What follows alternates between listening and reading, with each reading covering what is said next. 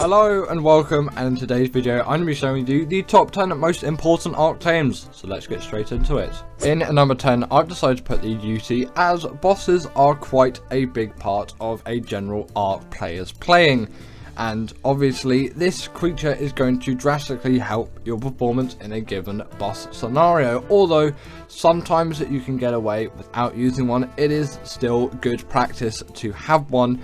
And it is so much better that they're in the game than if they weren't in the game. Although a bit of a late addition to Ark coming in 2017, they have been used non-stop ever since, and they really do deserve to be an important Ark creature.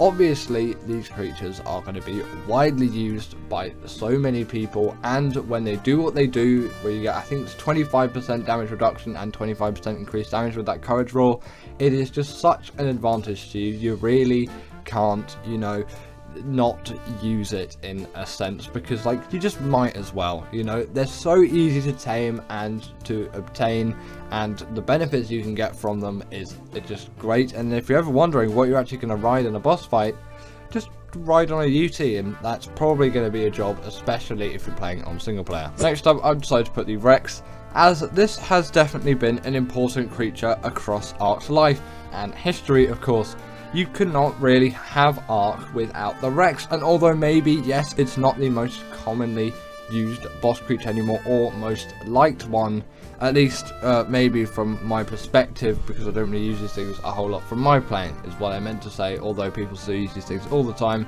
they really do deserve to make the list as a fantastic boss creature. Spinos are also quite important as well, but in terms of the scale between Rexes and Spinos and how they're used for boss fights, Rexes always take the win in terms of the importance of them, so hence why I'm putting them here instead, because they really do need to be on this list. Although maybe not the most important to me, they definitely are a very important Ark creature, and the game would definitely not be the same without them. It is a really good thing that they're in the game, because their health is great, their damage is great. Although yes, maybe their weight and stamina isn't something to be proud of, it still is going to carry you through those boss fights, as you're not going to be riding on these things anyway. Their stamina is literally infinite when you're not riding on them, and you're going to have a perfectly fine time with these creatures, as their health and damage is what you're going to need for those boss fights, especially the longer ones. Some other creatures do fall behind because of the lower health, whereas the Rex can still keep pushing through. Good example for that is the boss at the end of Genesis Part 1. It's quite a lengthy fight, and Rexes are one of the only good options for it. Next up, we've got the Maewing, and this is really a cornerstone changing creature. It is an absolute game changer when this creature actually did release into the wild of Ark with Genesis Part 2. It is by far the best travel mount which you'll find out there. It just has so much speed, and its saddle is obtained at level 18, so there's really nothing which can be said negatively about this creature, apart from the fact it's a glider and not a flyer. But still, in low difference in elevation environments, you're going to not struggle whatsoever to still gain all of that speed. They're also pretty great swimmers as well, and their underwater flying, that doesn't make sense, underwater movement is actually pretty decent as well. You might not expect that from a creature like this, but it kind of does make sense when you consider them a sort of platypus type creature. They also do act as a portable feeding trough as well, with that slightly disturbing animation that we all know nowadays, and this is just useful if you're a breeder. It's going to feed all the creatures around it. They can also steal baby creatures from enemies too and carry 4 in their saddle, and they can gather berries as well, which is just a nice ability to have on top of it all. In number 7, I've decided to put the Pteranodon, as this, although maybe not as good as a flyer or a glider, I should say, as the Maewing. I would take the Maewing over the Pteranodon any day. This is more important in Ark than the Maewing, as it's often going to be the first flyer that you ever obtain, and it's been here since day 1, and we've been using these things basically for 9 years now, which is actually a little bit insane when you think about it. Also, I'm not sure if they did have that spin ability when they first released, or I didn't use it either way, they have definitely progressed in a way, I'm pretty sure, over Ark's history and life. Obviously, you've got all the variants of Pteranodons as well, although I'm pretty sure all of them aren't tameable because you've just got the corrupted Pteranodons on extinction. That's besides the point. The Pteranodon has been and still is actually, don't know why I'm failing so much with this one, a really great and useful flyer for many players out there. The only real difficulty in obtaining one, at least for your first time, is the chitin and keratin required for the saddle. At least I've always struggled with that a little bit. Not really nowadays, because, you know, just killing a few insects and you can get it all done. But if you don't know exactly what to do and then you start farming carb enemies for ages, especially if you're on official rates, it can take some serious elbow grease to actually get through a tame like that. But yes, it's been very influential and it's deserving of the list. I've decided to put the Stego on the list as I find this is one of the best berry gatherers out there, and the game would simply not be the same if this creature wasn't here. Yes, the Trike and the Parasaur have played their part too, but in my opinion the Stego has played the biggest of them all. While being still a relatively easy creature to get, just being slightly harder than something like the Parasaur or the Trike. Obviously the Trike's harder than the Parasaur, it's kind of a progression system. You would get loads and loads of berries out of a creature like this, and although they were slow and their stamina wasn't the best, you could still level it up and get it to be reasonably good pretty quickly. And on top of all of this too, they are just so good at berry gathering, especially considering their size. A Bronto may be better at gathering all of your berries in terms of volume of berries, but in terms of just general like taming to berry gathering ratio, or ease of taming to the amount of berries that you can actually obtain from a creature like this, it is insane. And obviously with the TLC as well, these are great turret soakers, so that is a really useful thing for PvP players as well. They just have so much versatility and they're so useful as berry gatherers, useful as obviously turret soakers. We all know the Stego, and at some point we're probably all going to tame the Stego, unless, you know, you barely play any Ark. At number 5, I am putting the Theri, as I find this is just such a good gatherer of so many resources, and also a good boss creature on top of it. It has been really important to Ark. Again, you could say the Mostrops is a great gatherer of organic polymer and fibre, and yes, definitely for the organic poly, I do prefer the fibre gathering of the Theri, and arguably fibre is a much more important resource. Actually, not even arguably, it just simply is a much more important resource, and to have a creature that can gather it very well means that you don't have to go around using your hands on all of those bushes just to get yourself some fibre, because Ark definitely requires a lot of fibre, or having to craft a sickle and just go through loads of bushes. Still, with the sickle you can get quite a handful of fibre, but it's just much more fun to do with a creature like the Tickle Chicken. That's partly where its name comes from, because it kind of looks like it's tickling the grass, and it's got the, you know, it's got the long tickle fingers. They wouldn't tickle if they were actually in real life, they would probably just slice you to bits.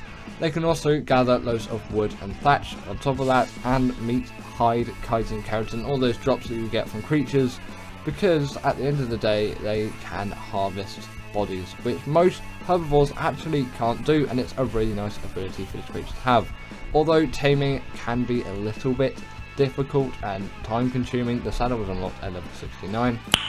Nice. And what can really get better than that? Continuing on, I've decided to put the Desmodus here, and although a recent addition, it has really changed the sort of progression of taming in the game, as that Sanguine Elixir, 30% of the tame just done like that with a click of a button. It really does add something, okay?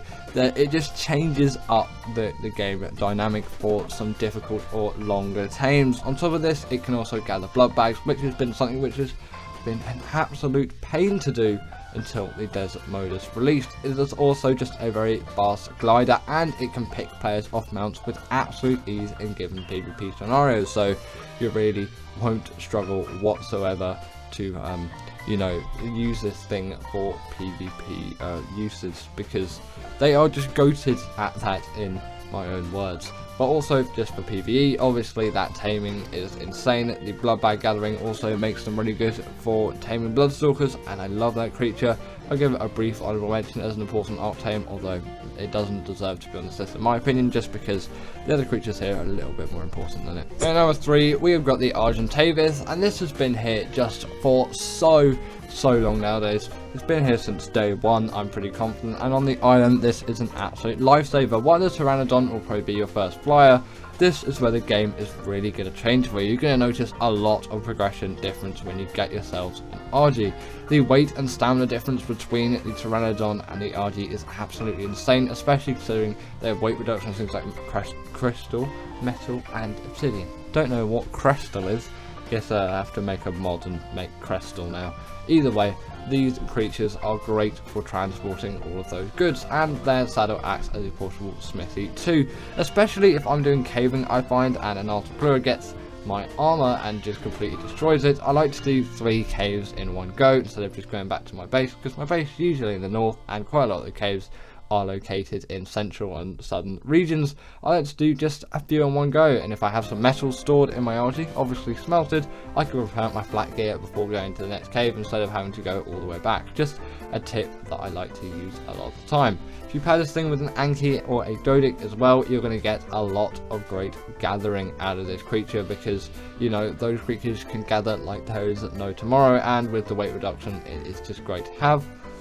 They can also carry 2 creatures as well. They can carry a small one in your beak, so if you want to bring your dodo along with your adventures, then you can. And the regen buff which they have when you kill something and eat it, it is very welcome. At number 2, I'm putting the Baryonyx, as caving is arguably one of the most important parts of the Ark game. Yes, those bosses are going to be an important part, but you can't even come close to doing any of them unless you've done the caves, because the artifacts are required, and this being just such a simple but yet so effective caving mount, it really does deserve to be on the list here for me. This creature can be found on the swamp biome, or just generally any river biome on ASA. On ASC, look in the swamp biome. On ASA, the spawns seem to be a little bit bugged, so you can kind of find them along any river, but if you can't find any, always go to the swamp, and that is going to be probably your safest bet. They have a very high amount of mobility too for a carnivore, and it does make sense considering their size. They can also jump a little bit as well if you want to go Mario style, I guess, and the spin attack on top of it makes it sort of Mario Galaxy style. It can stun creatures up to the size of a Megalodon, and it's pretty decent for the underwater caves too, because it is a very nice swimmer.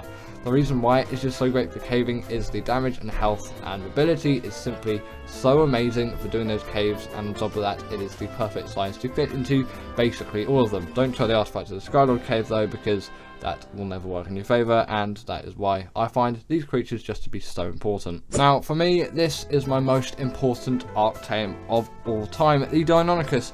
It is a great one for caving like the Baryonyx too, and it's even smaller and more mobile, and on top of that it deals the bleed ability, but it is insane for bosses too and general travel around the map, and it's the only Ark creature out there that can deal bleed damage to bosses.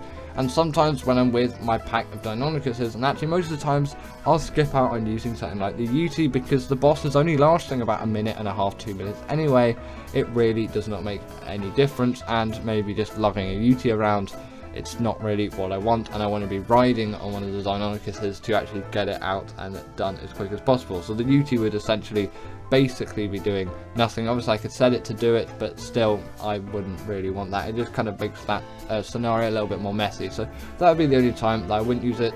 The Deinonychuses aren't quite as good for the longer boss fights. Sometimes their health can pull them back a little bit, but if you do have some health mutations, you can actually go through even the alpha boss fights on Gen 1 on that Master Controller boss. I've done it before.